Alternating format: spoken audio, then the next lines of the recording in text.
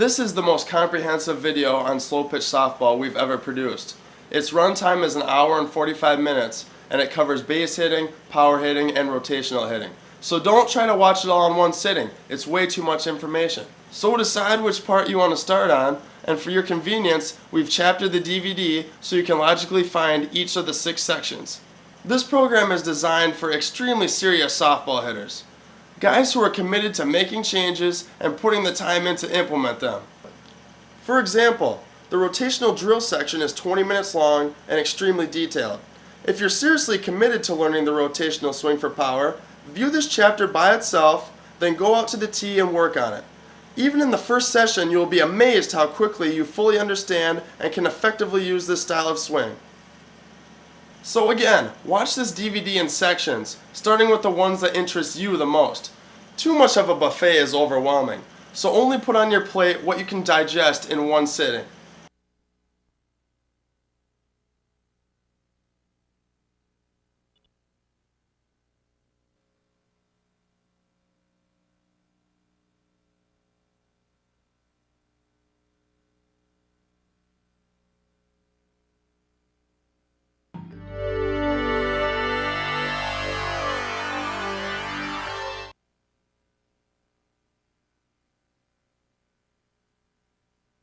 Hi, I'm Lindsay and I like to swing. Hi, I'm Jalissa and I like to swing too. My name's Bobby. Maybe they could teach me how to swing.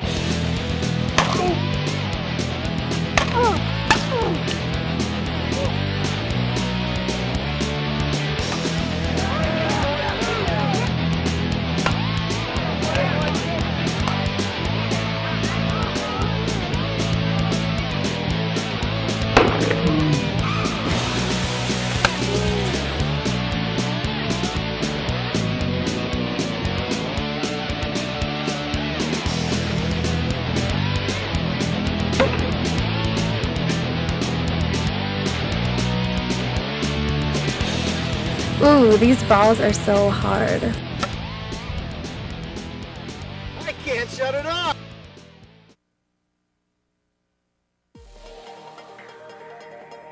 On our farm in southwest Wisconsin corn country, I awoke as if from a dream. I just watched a major level softball game, and the days of the 300-foot fences and unlimited home runs were gone.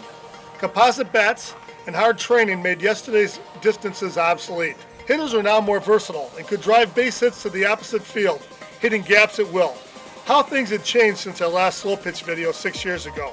Oh, we'd been working. During this time, our staff had been researching and creating 2 hitting programs for baseball and creating our website, sportstechnique.com.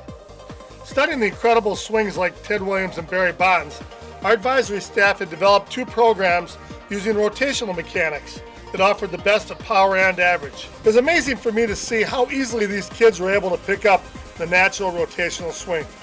Meanwhile, my son grew to high school age, and the cutting-edge technique we learned and developed for all his sports helped make him a first-team All-State athlete, competing in football, wrestling, and baseball. He averaged a home run every 4 at-bats in high school, batting .470 as a senior, a student of rotational hitting. As I watched these young men reach their prime, I grew into an old man of 50. However, using the techniques in the kids' video, I developed a tighter rotation, a quicker swing, and had one of my better seasons for hitting at the age of 50. Last spring, I had the privilege of attending the inaugural Softball Magazine spring training in Cocoa Beach, Florida. Previously, the Moore Softball Board get-together run by Darryl Cribbs and Jim Ramsey, the always progressive Gene Smith, his wife Lou Ann, and the Softball Magazine staff made this an event of epic proportions. I knew it'd be first class all the way. Still, I was amazed when super major players and Mizuno ambassadors, Rusty Bumgarner and Jeff Hall, the 2 best hitters in softball today, showed up to give individual lessons. What I saw amazed me. The softball pros had gone rotational. The more linear, hard-cutting Tomahawk swings popularized by Steels and the great teams of the 90s had given way to a more consistent, more easily learned rotational snap to the ball. I realized too that those rec players lucky enough to instinctively have that God-given natural stroke were swinging rotationally. I was impressed to say the least.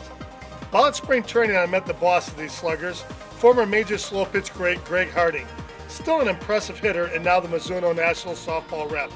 We decided to work together to present a program that will bring this and other styles of hitting to the rec players worldwide. When I got back to Wisconsin from spring training, I was excited as hell. This swing made a lot of sense, and I devoted 2 weeks to it. I did drills, I took BP, and I was amazed. At the end of the 2 weeks, I was doing the swing like I'd done it my whole life. The great thing about this swing is that it's logical, it makes a lot of sense, and you get a feel for it rather quickly. So instead of thinking technique all the time or thinking one part of the swing or another, you flow right into this perfectly. Your hips open, your upper body follows, and everything seems to fall into place. You're able to swing hard every time and deliver a good, consistent flow. I fully understand that not every hitter is going to be able to relate to me personally. So we have a wide variety of hitters at different skill levels, from deep players through major and senior major plus. These hitters will give their own personal comments on what style they use, and our hope is that you'll find one of these guys that you can totally relate to and understand better the techniques for success. We'll be presenting 2 styles of home run hitting, 8 different techniques for switching and base hitting, and of course how to maximize your rotational power. Knowing that many of you are coaches, the rotational swing will be taught by using several daily drills to teach and reinforce the muscle memory, the very same way you teach your athletes. Also, rather than saying this is the only way to hit for power, we'll present both the rotational style and the more linear Tomahawk style of hitting, showing the pros and cons of both. So that's why we're so excited and we can't wait to present this to you today. Enough with the introductions, now let's get swinging.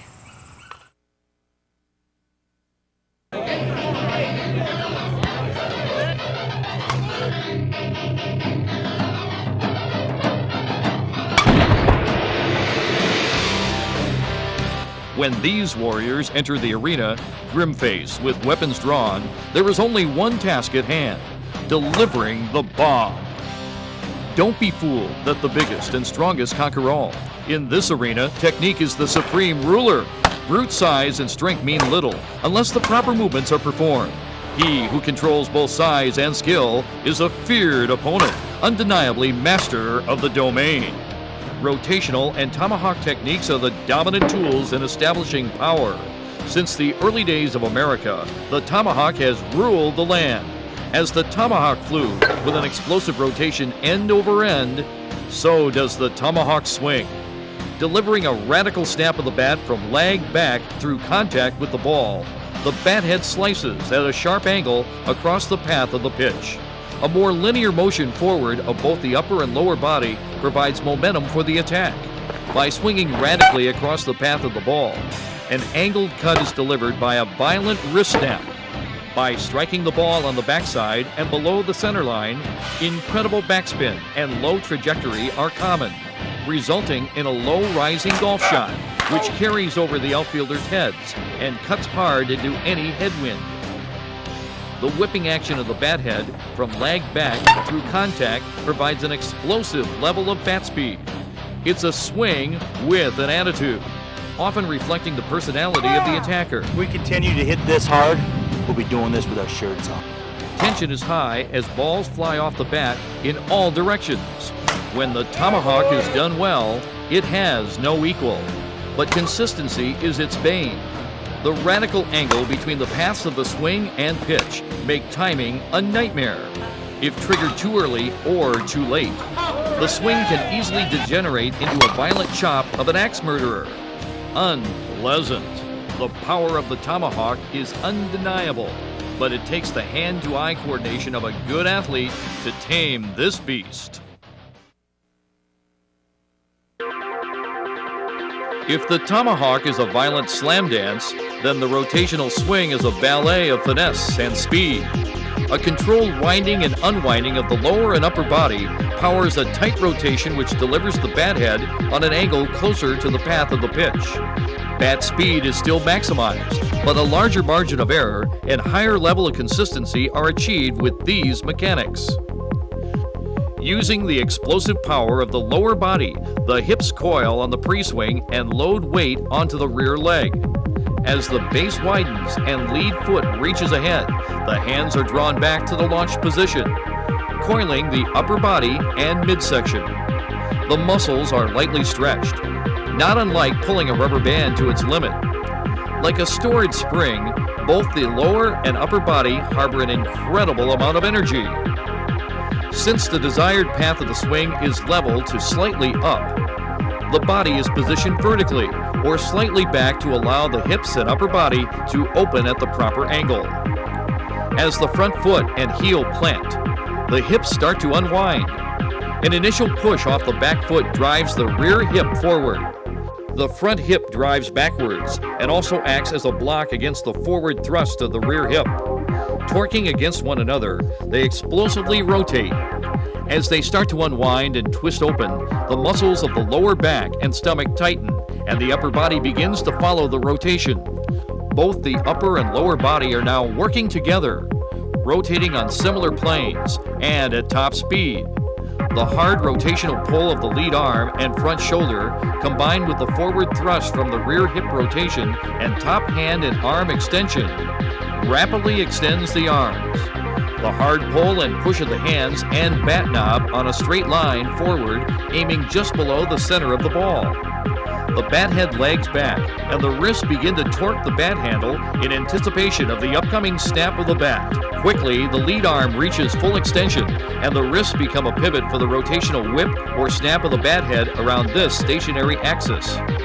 The torque of the wrists working against one another on the bat handle, along with the continued rotational thrust of the rear hip opening and the continued rapid extension of the top arm and hand, provide the force needed to explosively snap the bat head from lag back to and through contact with the ball. The physics of this movement dictate a second higher level of bat speed and power. As the bat rotates around the fixed point of the wrist, the explosive sweeping snap of the bat head cuts through the ball with a level or slight upswing, transferring power from the bat head to the contact point below the center line of the ball.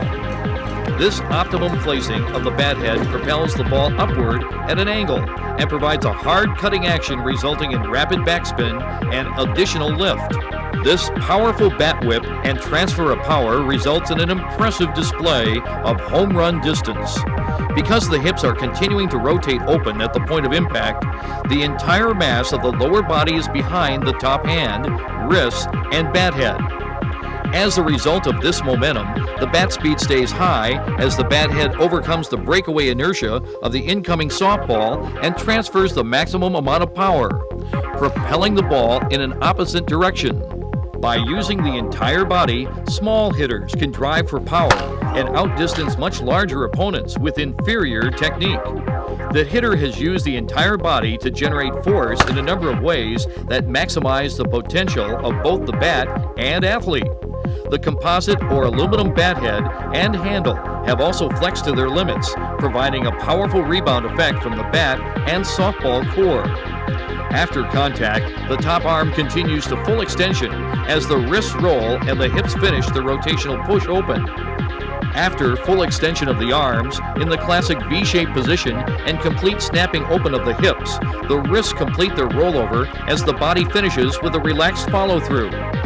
At full extension, some hitters feel the top hand release off the bat as the swing finishes, but never release the bat before contact or power will be lost.